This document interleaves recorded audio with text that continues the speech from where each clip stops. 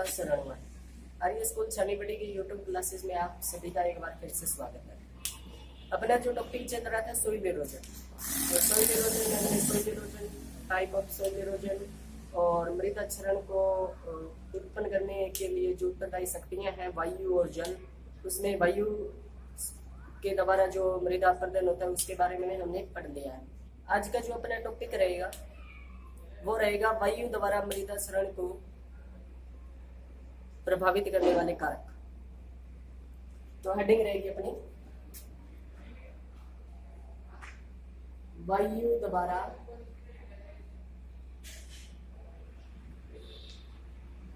मृदा क्षरण को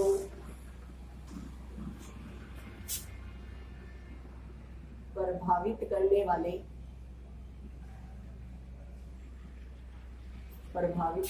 वाले कारक।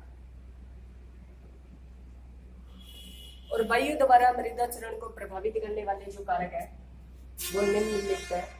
नंबर 1 है जैसे जलवायु, नंबर 2 मृदा, नंबर 3 वनस्पति और नंबर 4 स्थलक।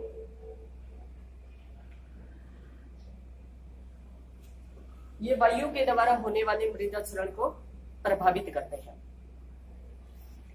इनमें नंबर फर्स्ट हम लेकर के चले जलवायु, क्लाइमेट।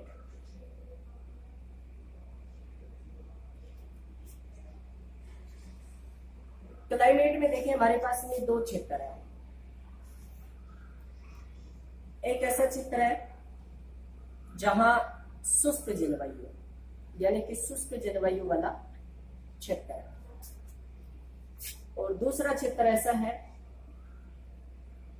जहां आर्द्र एवं शीतोष्ण जलवायु। तो शुष्क जलवायु वाले जो क्षेत्र है इन क्षेत्रों में वायु की गति तेज होगी, वर्षा कम होगी और तापमान ज्यादा रहेगा। यानी ये कह रहे हैं कि ऐसे क्षेत्र जो शुष्क जलवायु के अंतर्गत है, शुष्क जलवायु वाले क्षेत्रों के अंतर्गत वायु की गति तेज होगी, वर्षा वहां उन क्षेत्रों में कम होगी और तापमान उन क्षेत्रों के अंतर्गत क्या रहेगा, ज्यादा रहेगा। और ये सारे ऐसे रीजन है जो कि वायवीय क्षरण को क्या कर देते हैं, बढ़ा देते हैं। तो कहने का मतलब है ऐसे क्षेत्रों में वायवीय क्षरण क्या होगा, वायवीय क्षरण ज्यादा होगा। इसके बारे में हमने पहले डिस्कस कर ली थी। वायवीय क्षरण यानी वायु के द्वारा मृदा के कणों का एक स्थान से दूसरे स्थान पर पहुंचने का प्रक्रम क्या कहलाता है, वायवीय क्षरण कहलाता है। और ये कह रहा है कि ऐसे जो क्षेत्र है जो शुष्क जलवायु के अंतर्गत आते हैं उन क्षेत्रों में वर्षा कम होगी, तापमान ज्यादा और वायु की गति भी तेज होगी। तो मिट्टी है वो वायु के द्वारा एक स्थान से दूसरे स्थान पर अधिक मात्रा में अपरदित होगी। तो कहने का मतलब यह है कि ऐसे जो क्षेत्र है शुष्क जलवायु वाले क्षेत्र है उन क्षेत्रों में वायु क्षरण भी हमेशा क्या होगा, ज्यादा होगा। जस्ट इसके विपरीत जो आर्द्र एवं शीतोष्ण जलवायु वाले क्षेत्र है इन क्षेत्रों में वायु की गति कम रहेगी, वर्षा ज्यादा होगी और तापमान क्या रहेगा, कम रहेगा। यानी कहने का मतलब क्या हो गया, ऐसे क्षेत्रों में वायवीय क्षरण क्या होता है, कम होता है। यानी कि वायु के द्वारा मृदा के कणों का एक स्थान से दूसरे स्थान पर स्थानांतरण या परिवहन है वो क्या होता है, कम होता है।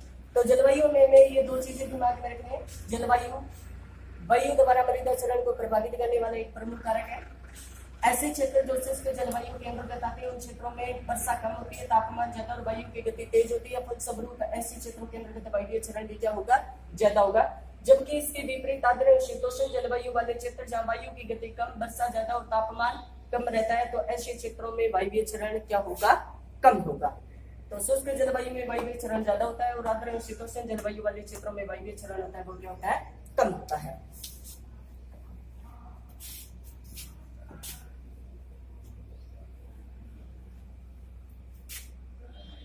Number second, soil. और सोइल के अंतर्गत क्या है? मृदा कणाकार, सोइल टेक्सचर, जिसके बारे में हमने 11th क्लास में पढ़ करके आई है। मृदा कणाकार कहते किसे हैं?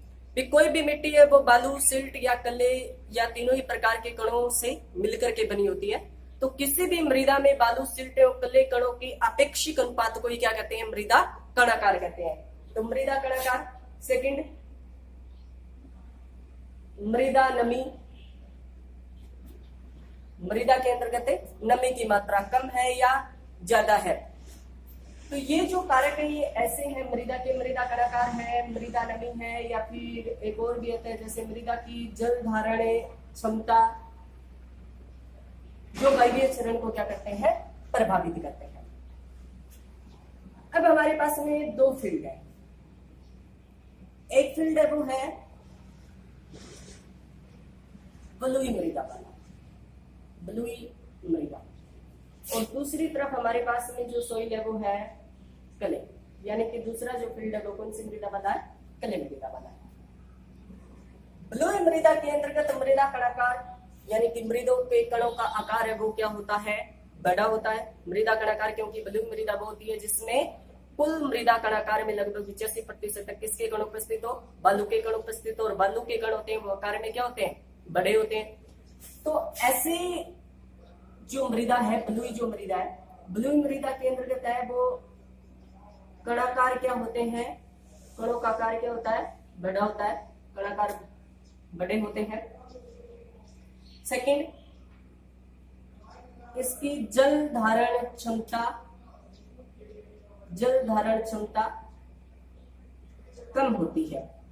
जल धारण क्षमता का तात्पर्य होता है किसी भी मृदा का गुरुत्वाकर्षण बल के विपरीत जल को अपने अंदर रोके रखने की क्षमता, और वो क्षमता होती है वो क्या होती है? बलुई मृदा की क्या होती है?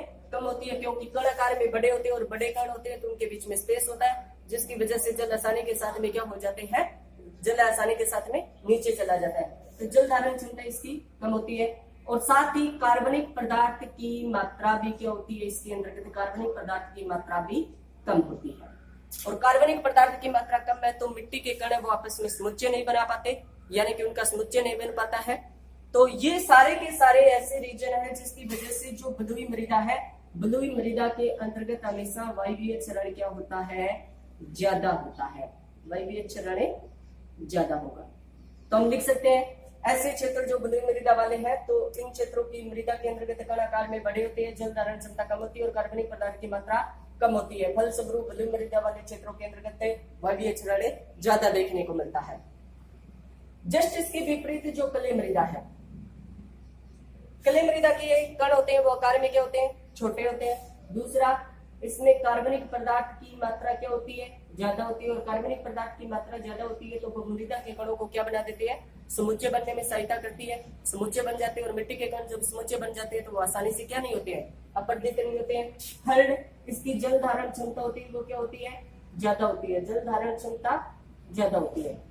कहने का तात्पर्य यह है कि ऐसे क्षेत्र जहां मृदा किस प्रकार की है? कले मृदा है, तो कले मृदा वाले क्षेत्रों के अंतर्गत वायवीय चरण की वायवीय चरण कम होता है। तो सोइल में हमें दो चीजें दिमाग में रखनी है। सोइल, मृदा के कणों का आकार, मृदा नमी और मृदा की जल धारण क्षमता वायवीय चरण को प्रभावित करती है।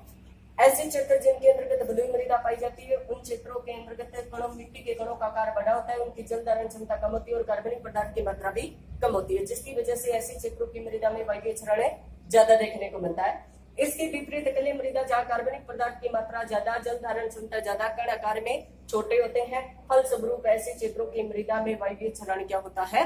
कम होता है या कम देखने को मिलता है। नंबर थर्ड, नंबर थर्ड है वो है वनस्पति। इसके बारे में तो हमने पहले नेचुरल इरोजन और एसिलरेटेड इरोजन के बारे में पढ़ा था, तब भी बात कर ली थी।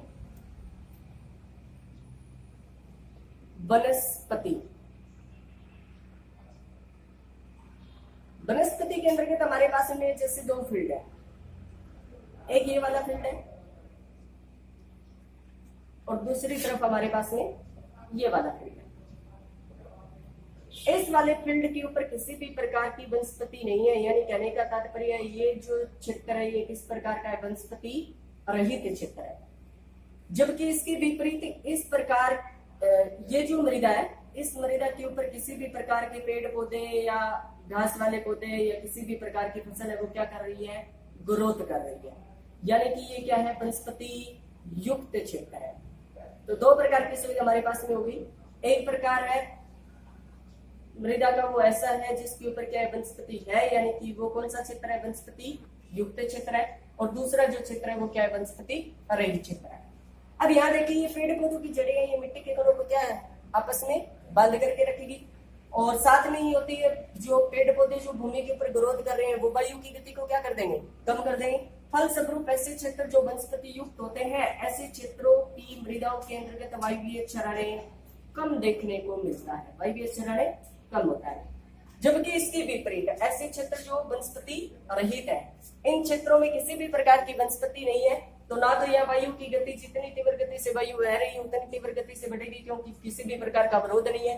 साथ में कोई वनस्पति नहीं होने की वजह से मिट्टी के कण है वो आपस में उसमें ज्यादा बंधे हुए नहीं है। फलस्वरूप ऐसे क्षेत्रों के अंतर्गत क्या होता है, वायवीय क्षरण ज्यादा होता है, वायवीय क्षरण क्या होगा, ज्यादा होगा। तो हम लिख सकते हैं ऐसे क्षेत्र जो वनस्पति युक्त है, वनस्पति युक्त क्षेत्रों की मृदाओं के अंतर्गत वायवीय क्षरण कम होता है, जबकि इसके विपरीत वनस्पति रहित क्षेत्र के अंतर्गत वायु के बाहों में किसी भी प्रकार का अवरोध उत्पन्न नहीं होता और फलस्वरूप ऐसे क्षेत्रों के अंतर्गत वायवीय क्षरण भी ज्यादा होता है। लास्ट जो है नंबर 4, स्थलाकृति। स्थलाकृति में एक तो समतल भूमि है और एक है ढालू भूमि या फिर क्या है, उबड़ खाबड़ भूमि।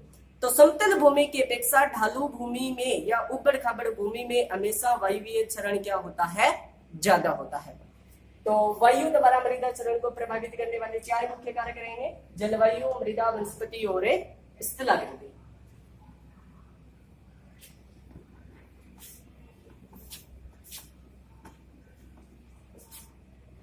अब आगे वाला जो अपना स्टेप रहेगा वो रहेगा वायु द्वारा मृदा क्षरण रोकने के सिद्धांत, जिसमें से नंबर 1 रहेगा वो रहेगा वायु का वेग कम करना। यानी हमें कुछ ऐसे उपाय करने हैं जिसकी वजह से वायु जो है उसकी बहने की जो रफ्तार है वो क्या हो जाए, कम हो जाए, वायु का वेग क्या हो जाए, कम हो जाए। तो नंबर फर्स्ट है वो रहेगा वायु का वेग कम करना। नंबर 2, मृदा कणों के समुच्चय को बढ़ाना, यानी कि मिट्टी के कण है, मिट्टी के कणों में हमें कुछ न कुछ ऐसी टेक्निक अपनानी होगी ताकि जो मिट्टी के कण है वो आपस में क्या कर ले, समुच्चय बना ले। तो हमें हो सकता है उसमें जैसे हमने कार्बनिक पदार्थ को ऐड कर दिया है, उसकी वजह से मिट्टी के कण क्या कर लेंगे, समुच्चय बना लेंगे। और जब समुच्चय बना लेंगे जो मिट्टी के कण आपस में, तो उसकी वजह से वायु के द्वारा क्षरण क्या हो जाएगा, कम हो जाएगा। और नंबर 3 जो है वो ये करना है हमें मृदा नमी को बनाए रखना। कुछ हमें ऐसी टेक्निक अपनानी है जिसकी वजह से मिट्टी के अंतर्गत से नमी का लॉस से कम हो। ये 3 सिद्धांत हमें प्रमुख रूप से वायु द्वारा मृदा क्षरण को रोकने में ध्यान में रखने। एक तो हमें ऐसी तकनीक अपनानी है जो वायु के वेग को कम कर दे, यानी वायु के वेग को कम करना। दूसरा है मृदा के कणों का क्या करना है, यानी समुच्चय की क्रिया को क्या करना है, बनाना है, समुच्चय बनाने की क्रिया को बढ़ाना है। और नंबर 3 है वो है मृदा नमी को क्या रखना है, बनाए रखना है, मृदा नमी को बनाए रखें।